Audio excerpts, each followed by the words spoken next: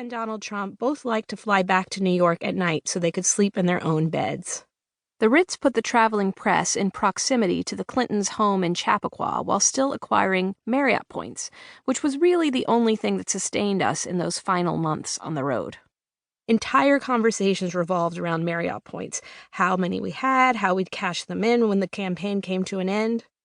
I couldn't tell if I was just tired or still had the busy, swirling head of someone who had downed 3 Dixie cups full of lukewarm champagne before filing my final campaign trail story for the New York Times at around 3:45 a.m. It was probably both. At first, I'd resisted the leftover champagne that hours earlier made its way from Hillary's front cabin on the Stronger Together plane to our rowdy press quarters in the back. I'd learned my lesson 8 years earlier, before I joined the Times and adopted my role as detached political reporter. Hillary had walked to the back of her 2008 campaign plane, the Hill Force One, and stretched out a tray of peach cobbler she'd picked up from the Kitchen Express in Little Rock. I heaped a pile of it onto my plate. The image landed in the Associated Press. There I was, a Wall Street Journal cub reporter, literally allowing the candidate to feed the press. But now it was after 2 a.m. on Election Day, and it was setting in that it was all over. The traveling press, or travelers as the campaign called us, was a pile of emotions and adrenaline. This wasn't just Hillary's victory party, it was ours. We'd made it through 577 days of the most noxious, soul-crushing presidential campaign in modern history. Now we'd get our reward, the chance to cover history, the election of the first woman president, or the FWP as we called her. The campaign sent the travelers our final schedule. After over 120 schedules, 300 meals, and countless Marriott points, we hope you enjoy the day on the road. White Plains to Pittsburgh, Pittsburgh to Grand Rapids to Philadelphia, Philadelphia to Raleigh, Raleigh to White Plains.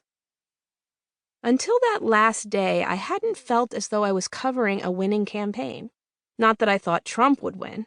I believed in the data, yet I couldn't shake the nagging on-the-ground sensation that Hillary wouldn't win.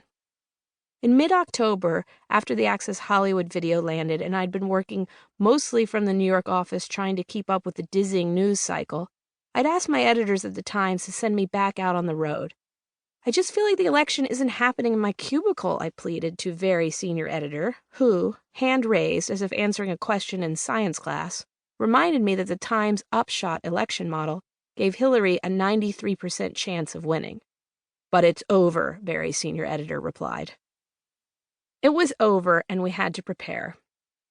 I put the finishing touches on a 3,500-word tome about Hillary's path to the presidency that the Times art department had already laid out across 6 front-page columns under the headline, Madam President. The nut graph, which my co-author Patrick Healy and I spent weeks perfecting, read, "No one in modern politics, male or female, has had to withstand more indignities, setbacks, and cynicism. She developed protective armor that made the real Hillary Clinton an enigma. But if she was guarded about her feelings and opinions, she believed it was in careful pursuit of a dream for generations of Americans, the election of the country's first woman president." I had 2 more stories to finish, one on how Hillary planned to work with Republicans, and one on the Hillary Doctrine, foreign and domestic policy. I also had a couple of features in the can scheduled to run in the Times commemorative women's section the day after the election. Advertisers had already bought space in the historic special edition. I even had a story for the paper's Sunday Styles section about how Hillary would be the booziest president since FDR. It read, beset by stereotypes that she is a hall monitor type, buttoned up and bookish, church-going and dutiful, but not much fun at a keg party. In reality, Miss Clinton enjoys a cocktail, or 3, more than most previous presidents.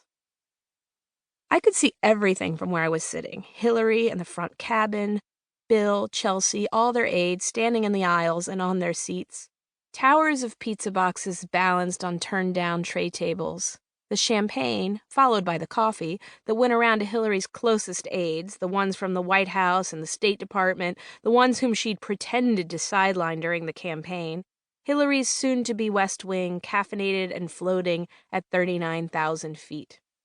John Bon Jovi, a family friend,